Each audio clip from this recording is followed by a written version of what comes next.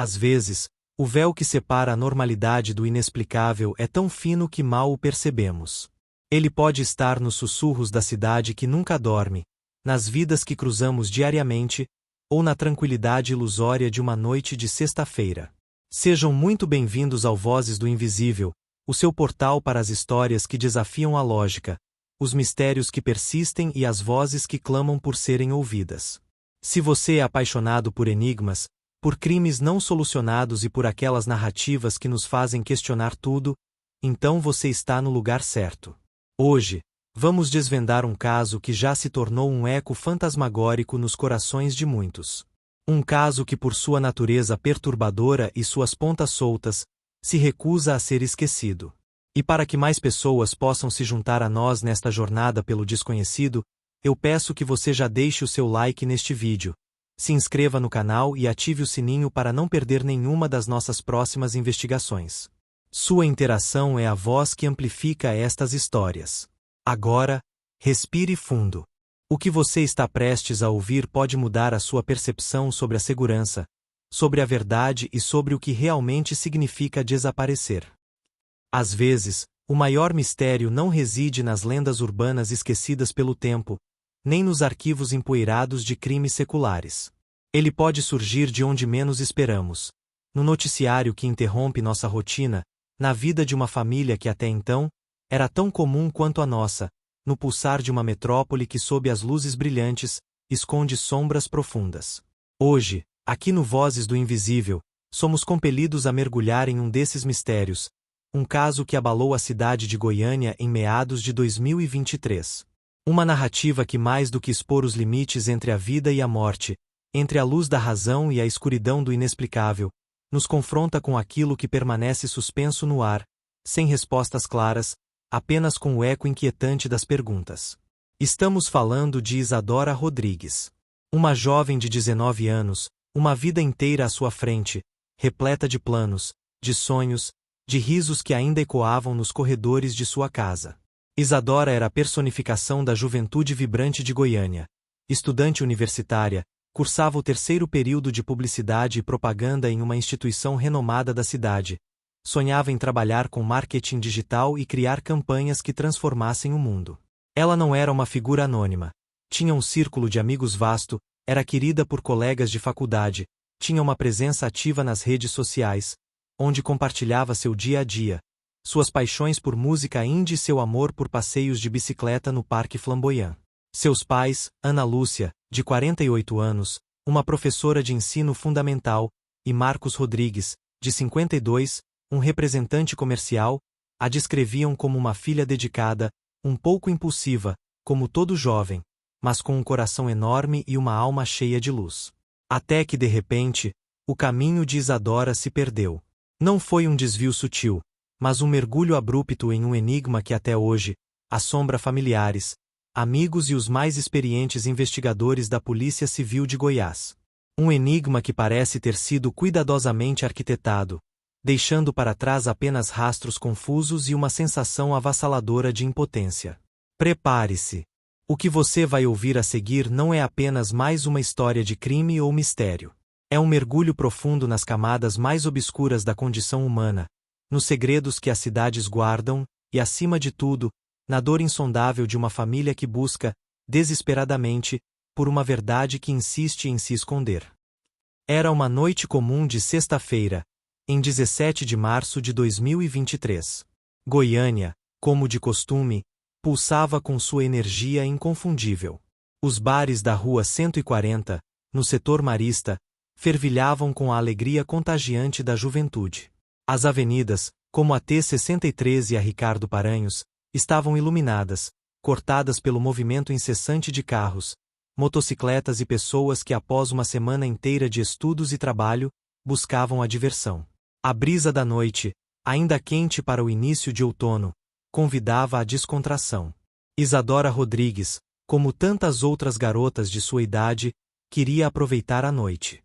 Tinha combinado com suas amigas mais próximas, Lívia e Camila, ambas com 19 anos e colegas de faculdade, de irem a um barzinho recém-inaugurado no setor Bueno, conhecido por sua música ao vivo e seu ambiente descontraído.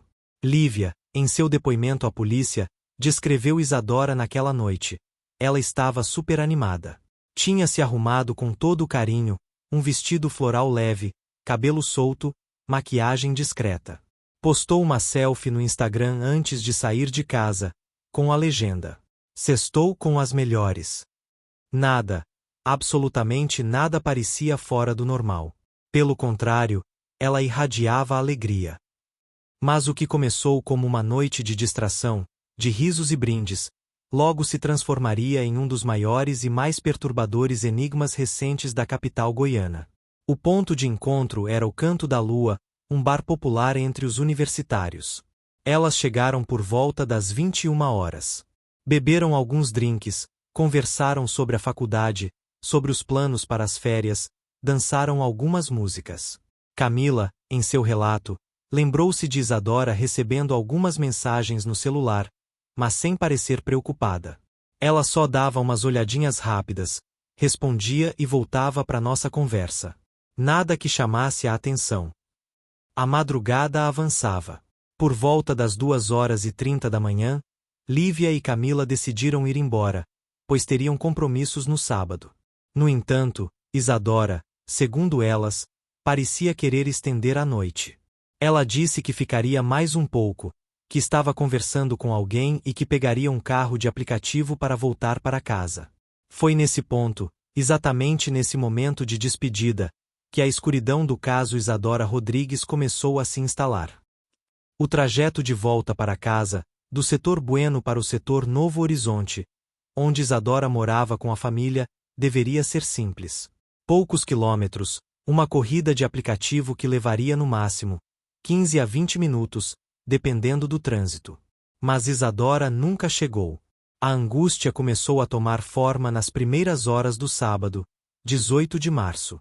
O pai de Isadora, Marcos, ligou para o celular da filha por volta das 7 horas, sem resposta. Não era comum ela chegar tão tarde e não dar notícias, ele relatou à polícia, com a voz embargada.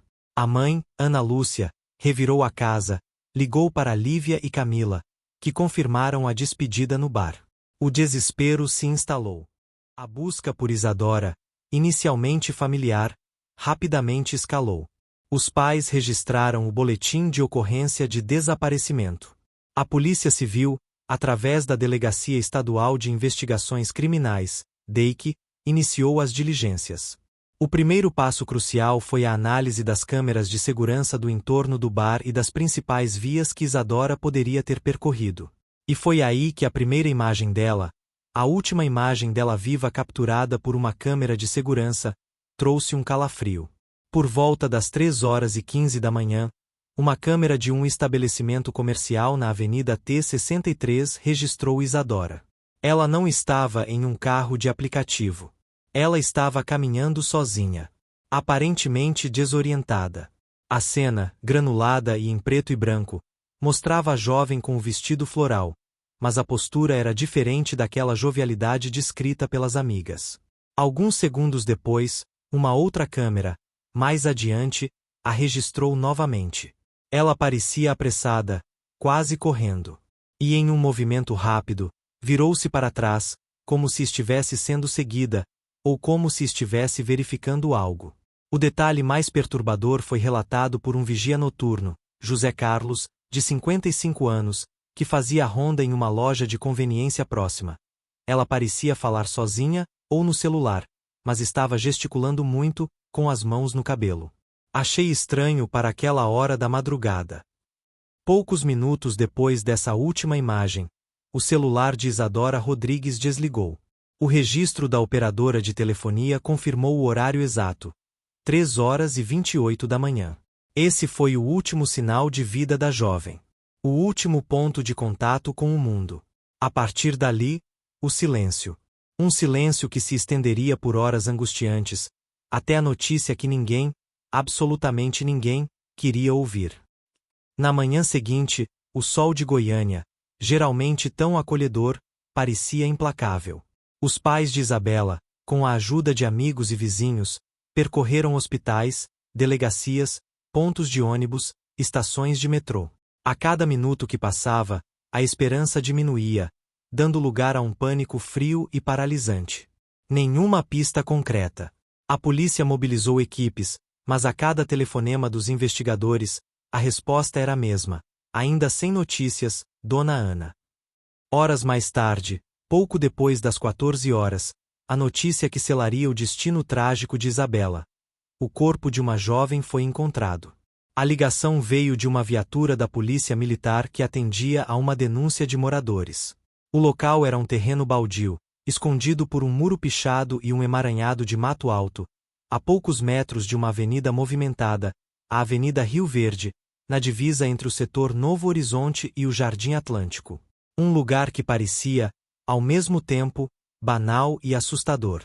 Um espaço de passagem, onde carros passavam constantemente, pessoas andavam nas calçadas, mas onde ninguém realmente prestava atenção ao que acontecia nos arredores daquele pedaço de terra esquecido. Os peritos do Instituto de Criminalística foram os primeiros a chegar, seguidos por equipes da Delegacia de Homicídios. O delegado responsável pelo caso, Dr. Ricardo Mendonça, de 45 anos, um profissional experiente e com anos de atuação em casos complexos, descreveu a cena com um misto de pesar e perplexidade. O corpo de Isadora apresentava sinais de violência. Marcas no pescoço indicavam asfixia. Havia escoriações nos braços e pernas, sugerindo luta. Mas os detalhes mais chocantes, os que poderiam explicar a brutalidade do crime, nunca foram totalmente revelados à imprensa, mantidos em sigilo para não atrapalhar as investigações. O vestido floral que Isadora usava na noite anterior estava parcialmente rasgado. A bolsa, no entanto, estava intacta ao lado do corpo, com todos os seus pertences: celular, carteira, documentos. Este detalhe, a aparente ausência de roubo, imediatamente levantou uma série de hipóteses para os investigadores. Teria sido um crime de oportunidade? Um assalto que deu errado?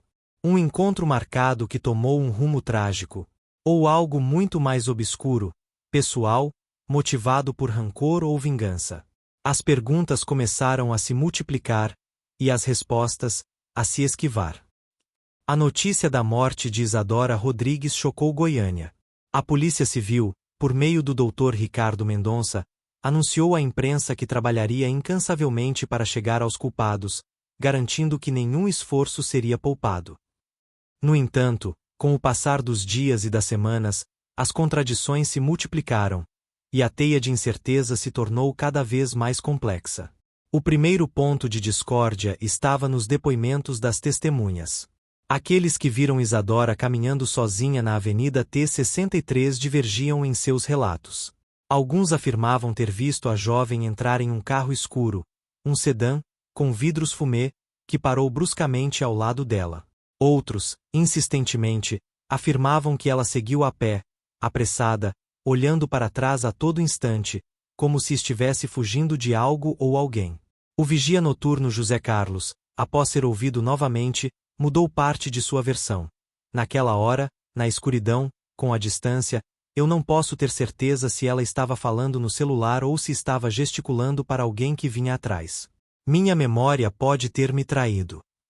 Essa falta de consenso nos relatos iniciais já dificultava a construção de uma linha do tempo sólida. Mas havia também o mistério mais intrigante de todos: as mensagens enviadas por Isadora pouco antes de seu desaparecimento e da última localização no Snapchat. A perícia no celular, apesar de ter sido encontrado no local do crime, revelou um padrão incomum. A última atividade de Isadora no aplicativo de mensagens e nas redes sociais não foi um pedido de carona ou uma conversa casual. Minutos antes de seu celular desligar, entre 3 horas e 15 e 3 horas e 25, ela enviou uma sequência de mensagens enigmáticas para um contato identificado apenas como M. As mensagens, recuperadas pela perícia, eram truncadas, sem sentido aparente, quase como um código. 3 horas e 17. Tô aqui, mas não, ele. 3 horas e 20. Perigo, correndo. 3 horas e 23. Localização. Agora. Seguido da localização exata do terreno baldio. 3 horas e 25. Não, para eles. Essas mensagens, mais do que qualquer outra pista, atormentaram os investigadores. O que Isadora tentava dizer? Quem era M? Um amigo? Um namorado? Um contato desconhecido? E quem seriam eles? A localização enviada no Snapchat, exatamente o local onde seu corpo foi encontrado, adicionava uma camada de terror à narrativa. Teria Isadora sido coagida a enviar essa localização? Ou ela a enviou como um último e desesperado pedido de socorro, uma tentativa de deixar um rastro para que fosse encontrada? A polícia tentou rastrear o contato M, mas descobriu que o número estava inativo há meses, e a conta associada era nova, sem histórico de uso. Um perfil fantasma, que se desfez no ar. Diante da complexidade e da escassez de provas concretas, as especulações começaram a pipocar. Nos corredores da faculdade de Isadora, entre os amigos e até mesmo nas redes sociais, as conversas sobre o caso eram constantes. Lívia e Camila, as melhores amigas, foram as mais visadas. Apesar de terem álibis sólidos e de terem colaborado intensamente com a polícia, a sombra da dúvida sempre pairava. Isadora tinha um ex-namorado, o Gabriel, que era bem possessivo, relatou Lívia aos investigadores. Eles terminaram há uns 2 meses antes do ocorrido, mas ele não aceitava muito bem. Sempre ficava mandando mensagens, ligando. Gabriel Silva, 20 anos, estudante de engenharia civil, foi ouvido pela polícia. Ele negou qualquer envolvimento, apresentou o álibi de que estava em casa dormindo na noite do crime, confirmado por sua mãe. Embora a possessividade fosse um traço de sua personalidade, nenhuma evidência o ligou diretamente ao crime. Surgiram também boatos de envolvimento de Isadora com grupos perigosos. Alguns colegas de faculdade, em depoimentos anônimos, mencionaram que a jovem estava saindo com pessoas de má índole, frequentando festas de alto risco. No entanto, nada disso foi comprovado. A imagem que a família tinha de Isabela, e a imagem pública que ela projetava, eram de uma jovem comum, com uma vida social ativa, mas sem envolvimento com ilegalidades. A polícia investigou essa linha, mas não encontrou substância suficiente para corroborá-la. O delegado Ricardo Mendonça, em uma coletiva de imprensa realizada um mês após o crime, admitiu a dificuldade do caso. Estamos lidando com um crime que parece ter sido executado por alguém com conhecimento de como apagar rastros. As câmeras de segurança não foram conclusivas, as testemunhas se contradizem, e a única pista concreta, as mensagens do celular, apontam para um contato que desapareceu no ar. É como tentar capturar uma sombra. Com o passar dos meses, a cidade, como sempre, seguiu em frente. Notícias novas surgiam, outras tragédias ocupavam os noticiários, e o caso Isadora Rodrigues, embora não esquecido, começou a perder espaço. A família de Isabela, essa sim, ficou presa em uma espécie de limbo emocional. Uma espera dolorosa. Uma sede de justiça que parecia cada vez mais distante. A cada data especial, o vazio se tornava mais insuportável. O aniversário de Isabela, em agosto, foi um dia de luto e silêncio. A ausência da filha na mesa de Natal, a lembrança constante dos planos interrompidos, a sensação de que algo ainda precisava ser dito, explicado, revelado. A mãe de Isadora, Ana Lúcia, com o olhar perdido, desabafou em uma entrevista. Não existe fechamento para uma mãe que não sabe por que sua filha foi tirada dela. Não consigo dormir. A cada carro que passa, eu penso: será que é o assassino dela? Será que ele está livre, vivendo sua vida? Para muitos, o caso de Isadora Rodrigues é apenas mais um entre tantos, uma estatística fria da violência urbana que as manchetes tentam contabilizar, mas que a memória coletiva logo apaga. Mas, para quem se permite olhar mais de perto, há algo de profundamente inquietante, quase sobrenatural, nesse desaparecimento e nessa morte. Não é apenas a brutalidade do crime. É a atmosfera de silêncio, de dúvida, de lacunas que parecem propositalmente abertas, como se houvesse uma força invisível trabalhando para manter a verdade oculta. Porque em uma cidade tão vigiada por câmeras, em uma avenida movimentada, uma jovem pode simplesmente desaparecer e ser encontrada morta sem que nenhum culpado seja responsabilizado até hoje? O que significavam, de fato, Aquelas mensagens truncadas enviadas por ela momentos antes de seu celular se silenciar para sempre? Tô aqui, mas não ele. Perigo, correndo. Localização. Agora. Não, para eles. Seriam essas palavras um grito desesperado por ajuda, uma tentativa de identificação de seus agressores? Ou seriam elas parte de um diálogo com alguém que a estava esperando, que a guiou para a emboscada? E mais perturbador, quem era o contato M, que parece ter existido apenas para receber essas mensagens e depois evaporar no éter digital? O perfil fantasma M que não deixou nenhum rastro. E por que o terreno baldio, um lugar tão próximo de locais movimentados, parece ter engolido uma jovem sem que ninguém tivesse notado, ou sem que ninguém estivesse disposto a falar? Será que a proximidade com a civilização, a luz dos postes, o barulho dos carros, serviram como uma camuflagem perfeita para a escuridão da violência?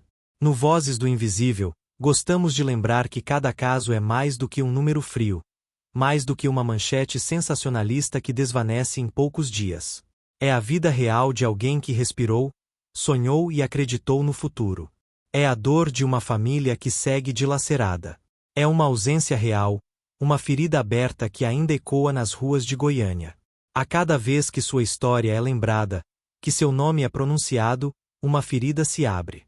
Mas talvez seja justamente nessa abertura, nessa insistência em não permitir que a história caia no esquecimento, que resida a chance de se manter viva a esperança por justiça. A esperança de que um dia, as vozes do invisível que cercam o caso de Isadora finalmente se revelem. O mistério da morte de Isadora expõe algo ainda maior, algo que nos confronta com a fragilidade de nossa própria existência. O quanto estamos vulneráveis ao acaso, ao perigo invisível que ronda as cidades, às forças que não conseguimos controlar ou sequer compreender. Talvez nunca saibamos exatamente o que aconteceu naqueles poucos minutos cruciais da madrugada de 17 de março de 2023. Talvez os detalhes permaneçam escondidos em algum ponto entre o silêncio da noite, o esquecimento das ruas e a consciência pesada de alguém que caminha impune. Mas o eco dessa história continua. E a cada vez que a ouvimos, somos lembrados de que há mistérios que, por mais que tentemos desvendar, persistem, nos desafiando a olhar para o invisível. E agora eu quero ouvir você. Depois de mergulhar tão profundamente no enigma de Isadora Rodrigues, qual é a sua teoria? O que você acha que realmente aconteceu com Isadora naquela noite fatídica em Goiânia? Você acredita que as mensagens dela eram um pedido de ajuda? Ou talvez um último recado cifrado? Compartilhe sua opinião, suas hipóteses e seus sentimentos nos comentários abaixo. A sua perspectiva é fundamental para que possamos construir juntos uma rede de vozes que buscam a verdade. E se você, assim como nós, acredita que casos como este merecem ser lembrados, discutidos e, acima de tudo, que a busca por justiça nunca deve cessar, por favor, ajude este vídeo a alcançar mais pessoas. Curta, compartilhe com seus amigos e familiares, e inscreva-se no canal Vozes do Invisível. Sua inscrição nos ajuda a continuar trazendo essas histórias à tona, a dar voz àqueles que foram silenciados. E me conte, qual outro caso misterioso, que te tira o sono, você gostaria de ver desvendado e discutido aqui no canal? Deixe sua sugestão nos comentários. Porque aqui, nas Vozes do Invisível, cada história é um sussurro que insiste em não ser silenciado, e cada mistério é um convite para que juntos, desvendemos o que está além do que os olhos podem ver. Até a próxima investigação.